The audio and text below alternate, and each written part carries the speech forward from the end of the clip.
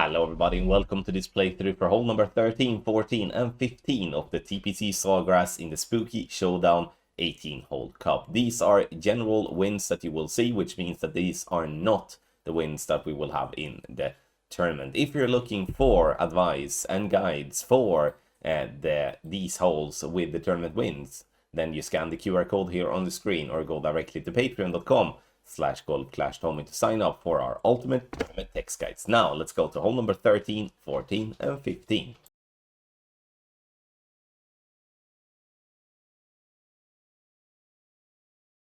On hole number 13, I spent quite decent amount of practice tokens actually on this one, and the reason for that was because I kept getting this wind, and when we do have this wind for the spot that I want to play in, we do go in between clubs. But let me explain. I start with the Kingslayer ball to note the wind. So whatever wind I had with the Kingslayer ball, I were adjusting 1-to-1 minus 0.5.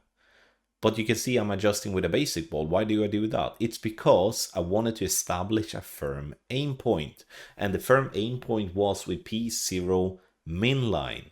Because once again, we are in between clubs here from that rough bump spot. And then you may be wondering, why do I even bother playing there then? It's because the fairway that is before the green to the right is very bumpy. And we don't have enough backspin to let the ball get back into the hole. If we're not using backspin boost, the sun bump is very glitchy. So what does that leave me with? That leaves me with a rough bump, and it's a nice spot. Now, the spins is obviously wrong. We're not getting the drop, but it's all for display. What you need to have in mind with this play is that obviously if you do have a straight crosswind or you do have a tailwind, there's obviously no problems at all to play with your wood club. But when you play in a headwind on this particular hole, like I said, you will be in between clubs and you have to be somewhat a little bit innovative, as I try to be here, without getting the wrestle, because obviously the wrestle is getting a hole in one. Sure, if you do not fancy these type of rough bumps and such, and I say that all the time, you don't have to follow it, but they are the best chance for drops. You can play directly onto the green, just grab yourself the birdie and move on as well if you fancy that.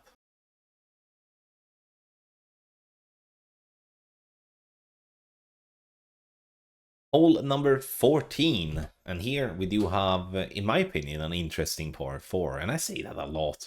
I should stop saying interesting, but I do think it's interesting here. Starting with a P0 ball at max rest with my Apoc, and then I'm swapping to my Luminary ball. Now, using a ball with more wind resistance here with this type of headwind will obviously be very beneficial, as you will have a much more slow needle when you do the drive OP needle. Max no elevation on the drive. I'm using half a ball of curl, max overpower to right spin. Look at the ball. Look how it rolls now. See, it rolls over that little mound or whatever it is, and we get onto the fairway. Now, I had another drive that rolled through the rough there on the left, and I do think with this type of wind, we can actually roll through that rough and actually have a much better angle towards the pin. Now, I was a little bit afraid of getting myself stuck behind the tree, but it was fine, and it doesn't seem like the trees are actually in play in that way, which is great. They are on the drive though, and that's something you need to have in mind here too. If you do use too much curl, there are trees to the right and to the left on the drive that will make you hit them directly, and that's obviously very problematic, like I've said on some of the holes earlier too. Here I felt like the spot here onto the green was actually the best one. Bouncing before the green looked extremely bumpy. Sure, we do have a fairly high first bounce, but it felt like, somewhat almost like a little sticky spot here. Now, a little all by feel here on the approach from me. I would say I judged the elevation to be 10% from here. And using my thorn here as well, especially when we have such a high wind, will simplify the rings that we are adjusting. We do have a perfect ball. You can see we go through the trees completely and there's no clip, and the ball comes down and we are just barely missing.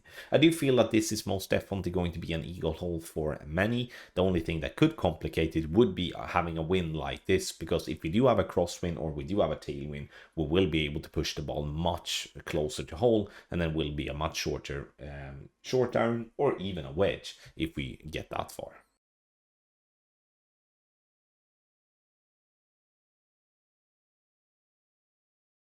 Hole number 15, I do definitely think there will be a massive disadvantage here for free-to-play ball users, especially if there is headwind, because if you do not play with a special ball, it will be very difficult for you to get over to the second fairway.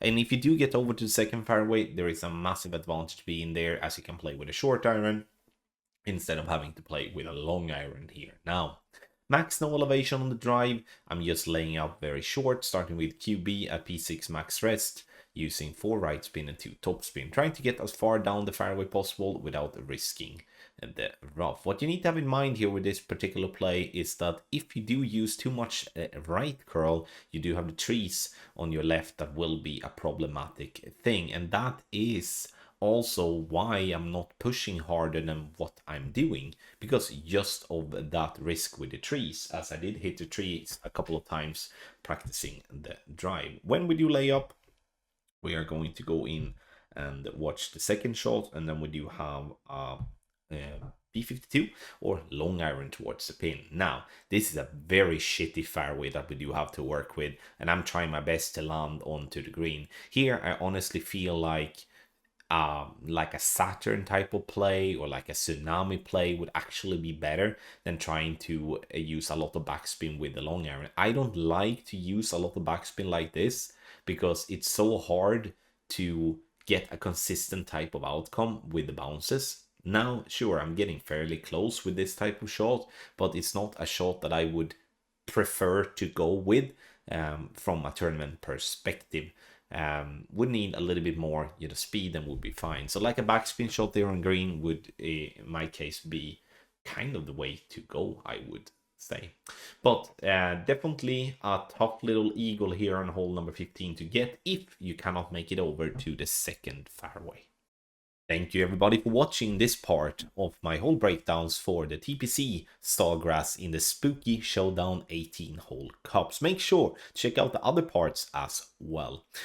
These are general hole guides. These are not the wins that you have in the tournament. If you're looking for guides and information when it comes to the wins that we do have in the tournament, in the qualifying round, and then also in the final round, you sign up on patreon.com/golfclashtommy via the QR code or via the link in the description down below. You can do that via 30-day commitment, which is the cheaper alternative, and then you do have a one-time payment you can do as well. So it doesn't matter how you want to go about it, you can sign up via that. And there we do provide the ultimate tournament text guides, best guides on the market, giving you our best advice with text guides and with videos with voiceover on how to attack the specific holes with the tournament wins in Master Division. Thank you once again for watching, and I wish you the best of luck in the spooky Showdown 18 hole cup.